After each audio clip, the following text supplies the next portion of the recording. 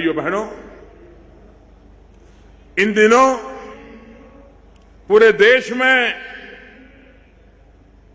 इस बात की चर्चा चल रही है, नोटों का क्या होगा।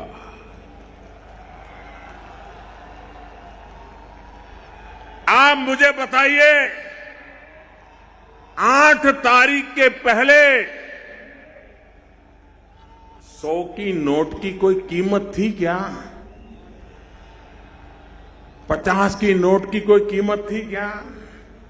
20 की नोट की कोई कीमत थी क्या? छोटे को कोई पूछता था क्या? हर कोई बड़ों को ही पूछता था, 1500, 1500, 1500।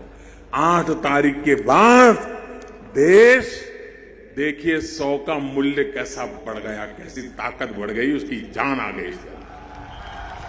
भाइयों बहनों, जैसे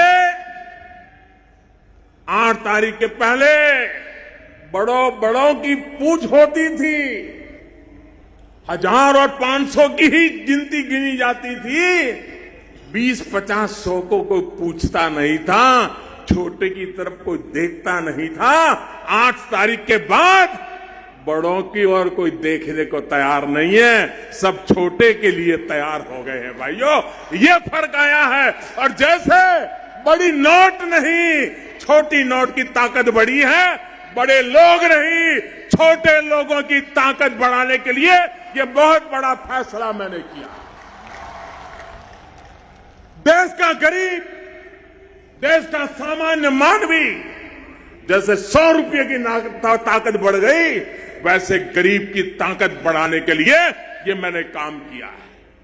आप कल्पना कर सकते हैं भाइयों, आपने देखा होगा, कुछ भी खरीद करने जाओ, कच्चा बिल की पक्का बिल मांगोगे तो छोटा व्यापारी भी कहता है नहीं बिल में लेना है तो दूसरी दुकान पे जाओ, कैश देना है तो ले आओ। ऐसा ही चला। मकान चाहिए, मकान वाला कहता है चेक में इतना, रोकड़े में इतना। अब वो गरीब आदमी रोकड़ा लाएगा कहां से? भाइयों बहनों, इस प्रकार से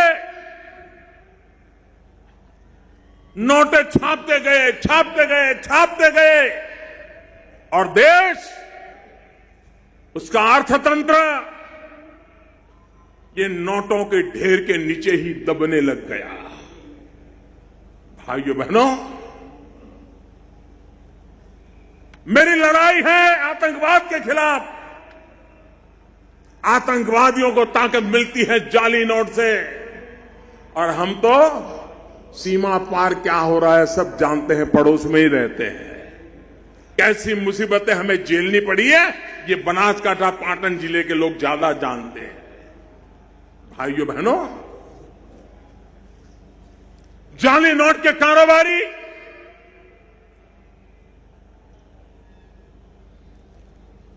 हिंदुस्तान में जितनी हो हल्ला है ना, उससे ज्यादा बाहर है। जाली नोटों के कारोबारियों में बाहर है। नक्सलवाद, सारे नौजवान सरेंडर होकर के वापिस आने लगे हैं। हर किसी को लगता है अब मुख्य धारा में वापिस आना चाहिए। आतंकवादियों को जहां से ताकत मिलती थी, उन रास्तों को रोकने में सफल हुए। ये जाली नोट का कारोबार, उसका मृत्युगंठ एक निर्णय से किया है भाई।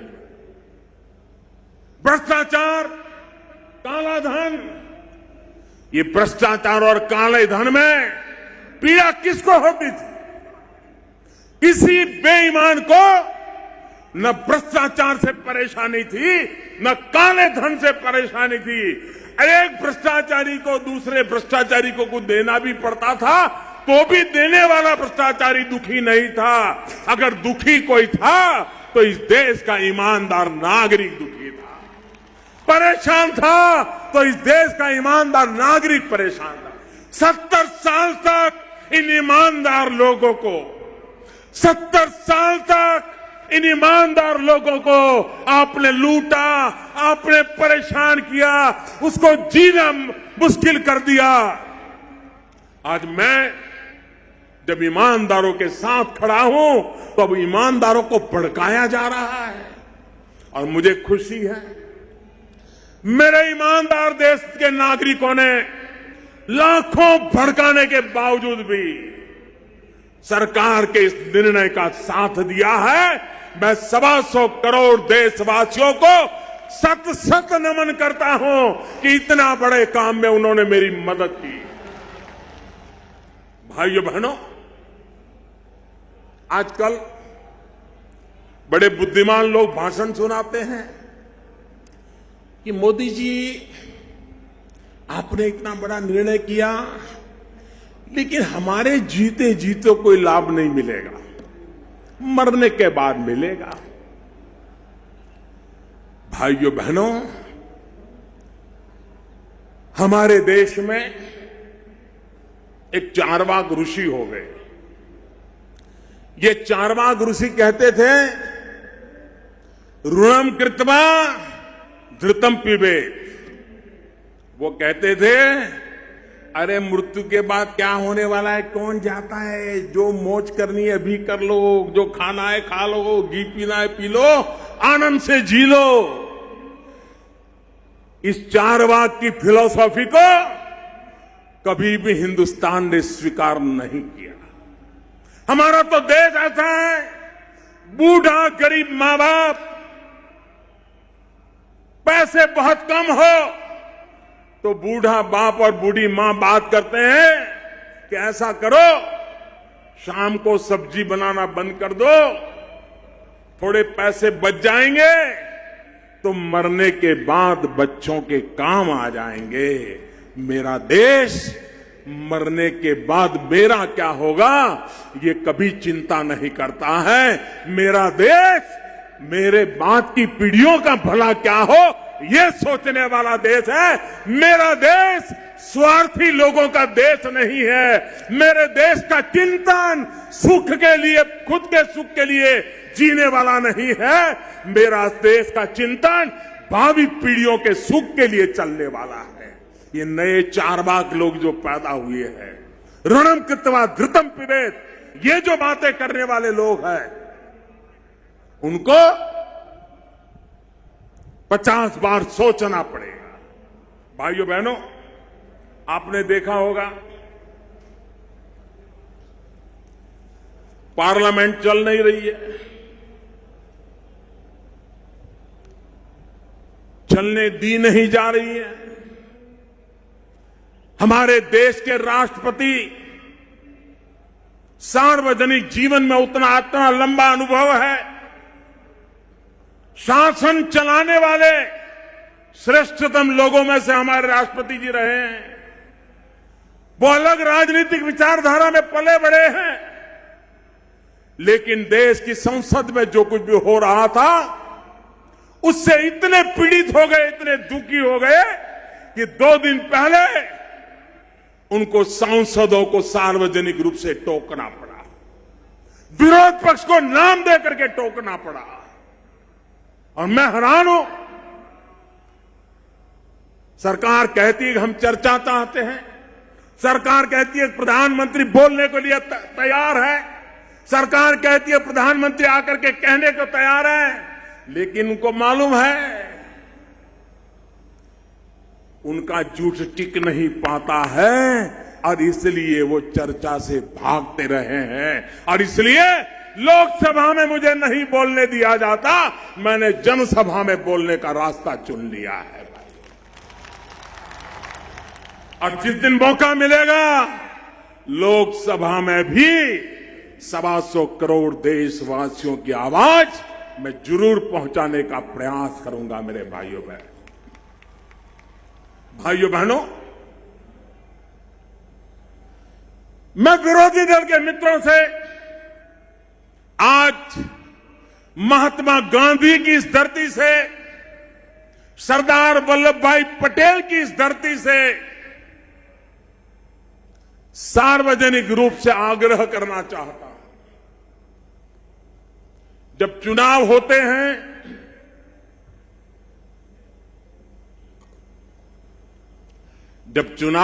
हैं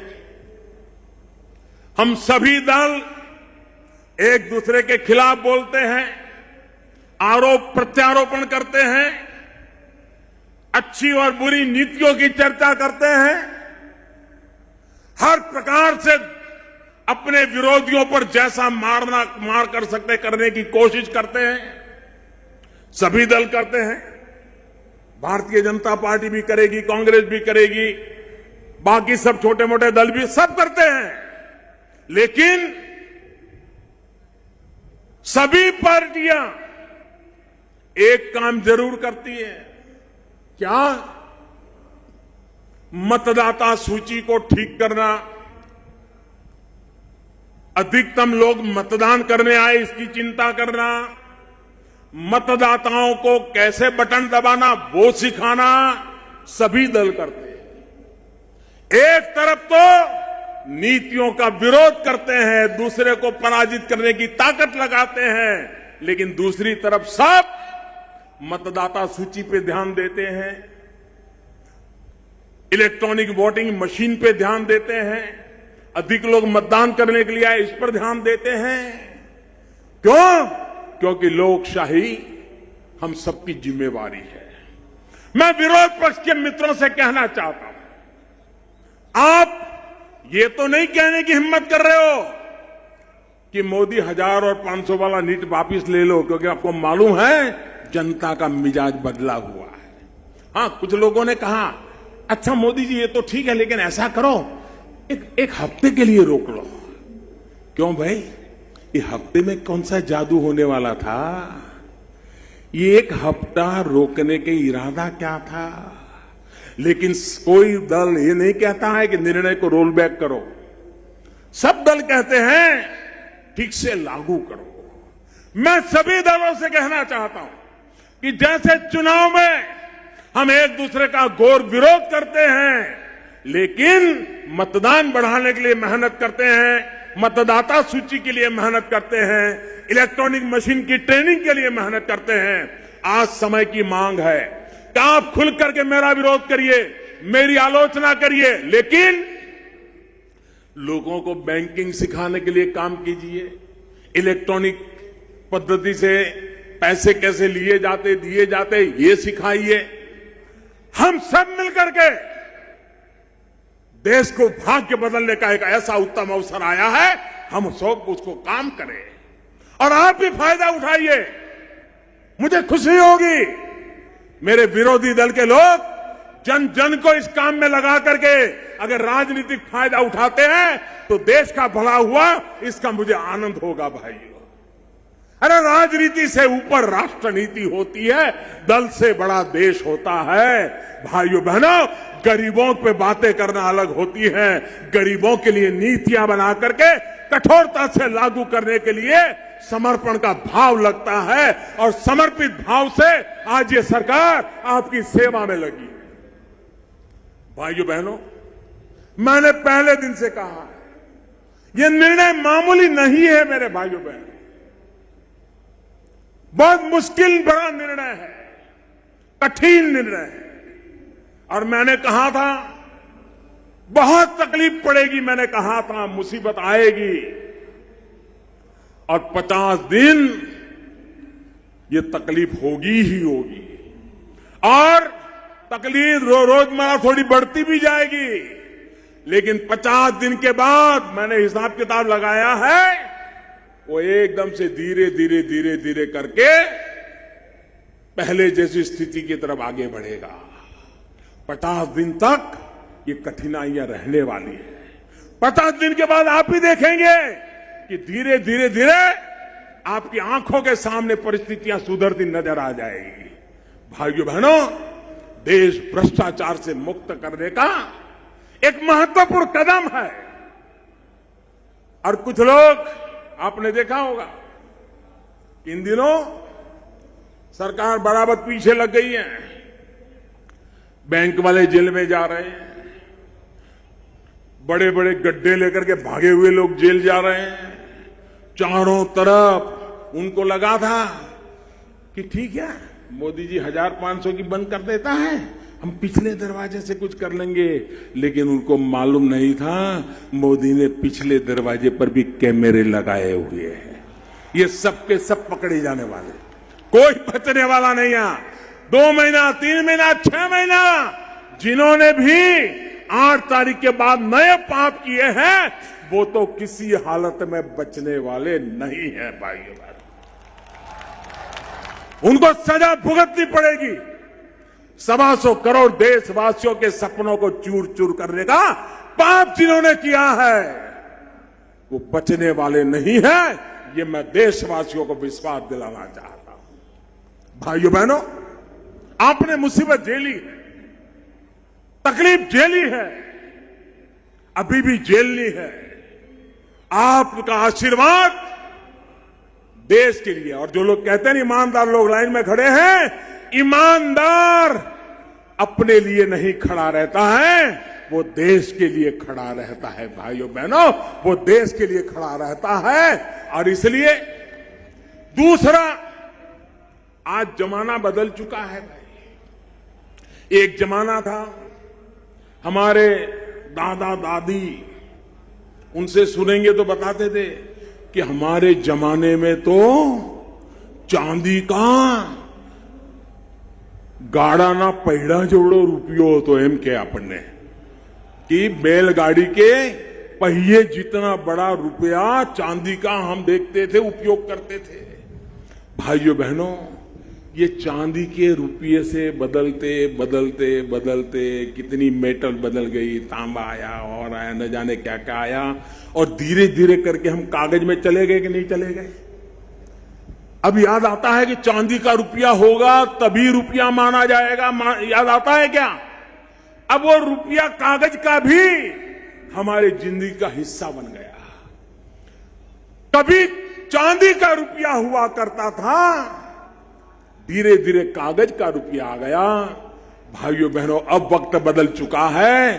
अब तो आपके मोबाइल फोन में ही आपका बैंक आ गया है, आपका बटवा भी आपके मोबाइल फोन में है। आप चाय पीने जाएं, बटन दबाए, चाय वाले को पैसा पहुंच जाएगा, रिसीट मिल जाएगी। बीच में लोग चेक देते थे, चेक फाड़ते थे, 2 महीने के बाद पता चलता था कि चेक वापिस आया। बाद में केस कोर्ट में जो सबसे ज्यादा केस चलते हैं वो चेक वापिस आने के चलते हैं। आप नौजवानों का धन्यवाद, आपने बहुत बड़ा काम उठाया है, मैं आपको बधाई देता हूं। और बनासकांठा जिले को आप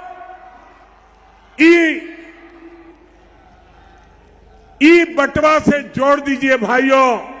लोगों को ई मोबाइल बैंकिंग से जोड़ने में सफल होंगे, मुझे विश्वास है।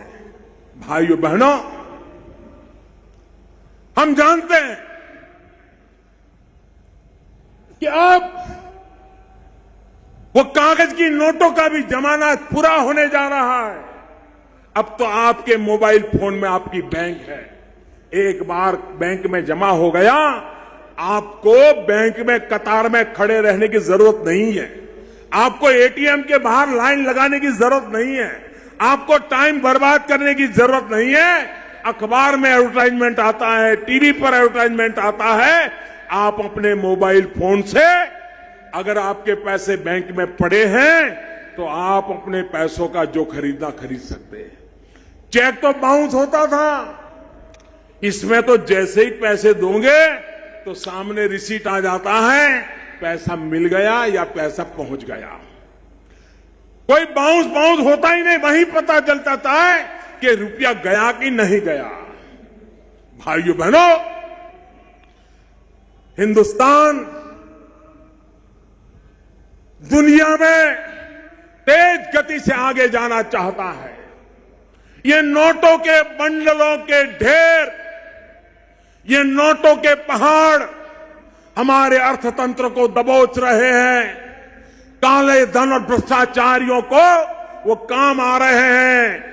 गरीब की ताकत कम हो रही है। जैसे 1000 की नोट की कीमत थी, 100 की नहीं थी, अमीर की थी, गरीब की नहीं थी। आज गरीब की भी ताकत बढ़ गई है, 100 के नोट की भी ताकत बढ़ गई है। और अगर आपने ई बटवा कर लिया, बैंकों की कतारें खत्म करके बैंक को ही अपने मोबाइल में ले गए, आपको बैंक की कतार में जाने की जरूरत नहीं, बैंक आपके मोबाइल की कतार में खड़ी हो जाएगी। मैं आपसे आग्रह करता हूं, मैं देशवासियों से आग्रह करता हूं, मैं मीडिया के मित्रों से विशेष प्रार्थना करना चाहता हूं। मोदी की आलोचना करना आपका हक है, आप जरूर कीजिए। कतार में जो खड़े रहे हैं, उनको तकलीफ हो रही है, वो आप दिखाते हैं, मुझे कोई शिकायत नहीं है। लेकिन साथ साथ आप ये भी सिखाइए कि अब कतार में खड़े रहने की जरूरत नहीं है, बैंक आपके मोबाइल फोन की कतार में खड़ा हो जाएगा। बैंक वाला आएगा कि मुझे आपके यहां रख लो, वो दिन आ सकते हैं। टेक्नोलॉजी उपलब्ध है, व्यवस्था उपलब्ध है। भाइयों बहनों, अब देश भ्रष्टाचार सहन नहीं करेगा, अब देश जाली नोट सहन नहीं करेगा, अब देश काला धन सहन नहीं करेगा। गरीबों को लूटने का खेल, मध्यम वर्ग को शोषण करने का खेल अब नहीं चलेगा। और इसलिए मुझे आपके आशीर्वाद चाहिए। खड़े रह करके दोनों हाथ से ताली बजा करके मुझे आशीर्वाद दीजिए। मेरे गुजरात के भाइयों बहनों, मेरे डीसा के भाइयों बहनों, आशीर्वाद दीजिए, पूरे ताकत से आशीर्वाद दीजिए। भारत माता की, भारत माता की, भारत माता की। ये लड़ाई भारत का भाग्य बदलने की है। ये लड़ाई भ्रष्टाचार को खत्म करने की है। ये लड़ाई काले धन का खात्मा बुलाने के लिए है। ये लड़ाई जाली नोटों से देश को मुक्त कराने की है। और उसमें इस बनास की धरती ने मुझे आशीर्वाद दिए। मैं आपका बहुत बहुत